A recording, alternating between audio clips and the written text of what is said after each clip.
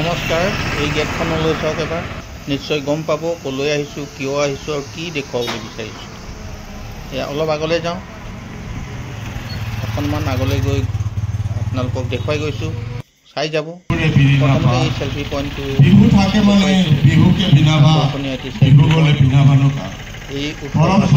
আহিলে মানে বিহু চোৱাৰ লগতে ভাল ভাল মানে চেল্ফি পইণ্টবোৰত থিয় দি আপোনাৰ নিজস্ব ভংগীমাৰে ফটো লৈ আপুনি ফেচবুকত দিব পাৰিব।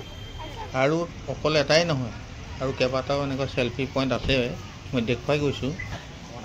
এয়া এটা মানে সুন্দৰ স্থানত আপোনাৰ সুন্দৰকৈ সজাই প্ৰায় চেল্ফি পইণ্টবোৰ ৰাখিছে। এয়া এবাৰহে সুবিধা পাব, কিয়নো দুনাই নাপায় আৰু এই চেল্ফি পইণ্ট। সেইটো কাৰণে আপোনালোকে আহিলে এই সুযোগটো নেৰিব।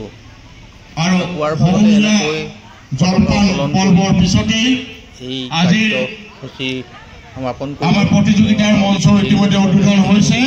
আমি সমসাময়িকভাৱে ছাত্ৰ ছাত্ৰীসকলৰ মাজত চিত্ৰাংকন প্ৰতিযোগিতাৰ লগে লগে পৰম্পৰাগত কণী যুঁজ, পিঠা জলপান আৰু গামোচা প্ৰতিযোগিতা তেখেতলোকৰ নামসমূহ জমা দিয়াৰ বাবে আমি বিনম্ৰ অনুৰোধ জনাইছোঁ।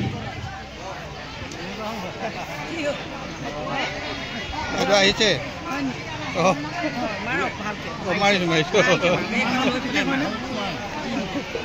আৰু অকণমান ইফালে দেখুৱাই দিওঁ।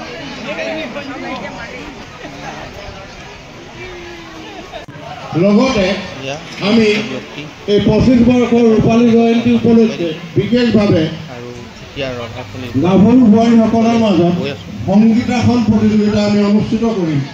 সেয়ে আমাৰ ইচ্ছুক গাভৰু বোৱাৰীসকলক আমাৰ এই বিহুতলীত এই উৎসৱভাগীত যিসকলৰ দায়িত্ব আছে সেই সকলোৱে ইয়াত এখন সুন্দৰ ফটো লোৱাৰ বাবে থিয় দিছোঁ।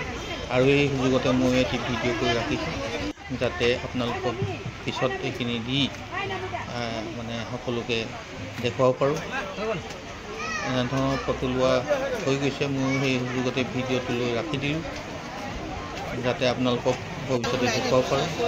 আৰু মোৰ পৰিচিত এজন ছাৰক লগ পাই দিলোঁ, নগাঁৱৰ পৰা আহিছে তেখেতে। অকণমান তেখেতকো দেখুৱাবলৈ যত্ন কৰিছোঁ। ক'লে আৰু আপোনাৰ ফালৰ পৰা কৈ আজৰি হৈ আছে। প্ৰথমতে ছাৰৰ লগত কথা পাতিলোঁ।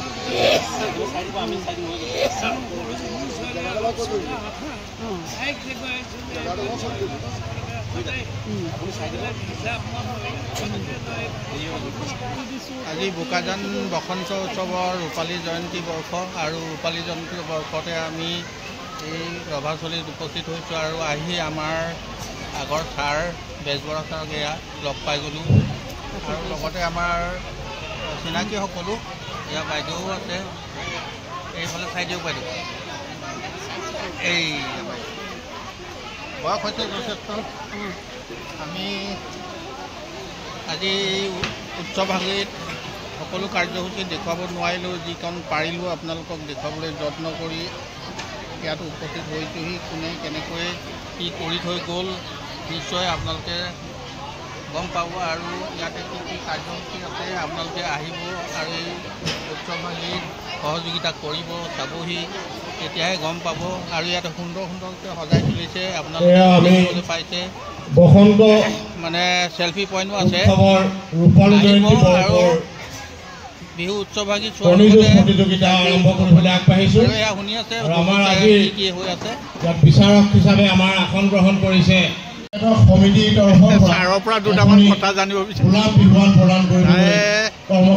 বিহু উৎসৱভাগীত এতিয়া আজি যে আহিছে, কেনেকুৱা মানে ভাল লাগিছে নে বেয়া লাগিছে অলপ জনাব। এই বোকাজান বসন্ত উৎসৱটো 2001 চনত প্ৰতিষ্ঠা কৰা হৈছে। হয়, 2001 চনত। এই অনুষ্ঠানটোৰ মই প্ৰথম সভাপতি, আৰু মোৰ সহযোগী সম্পাদক আছিলে বিদ্যুৎ নেওগ আৰু জ্যোতিকুমাৰ বড়ো।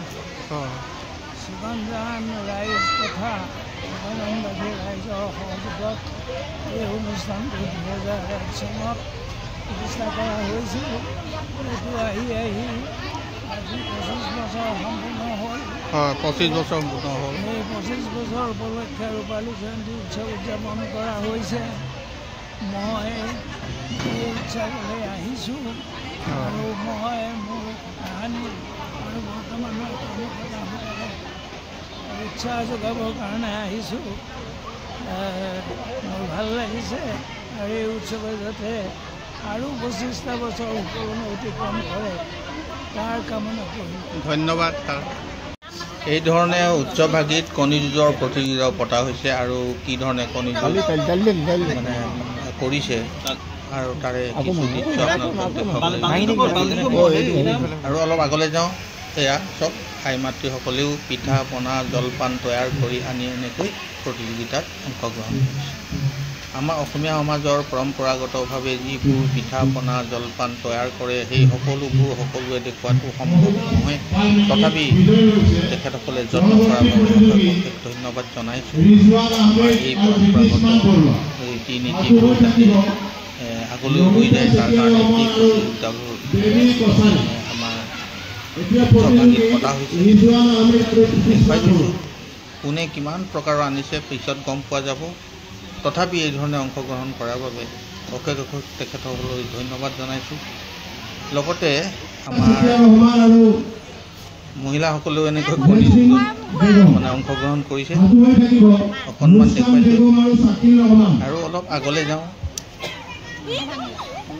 এতিয়া যাওঁ এই ছাত্ৰ ছাত্ৰীসকলে কি ধৰণে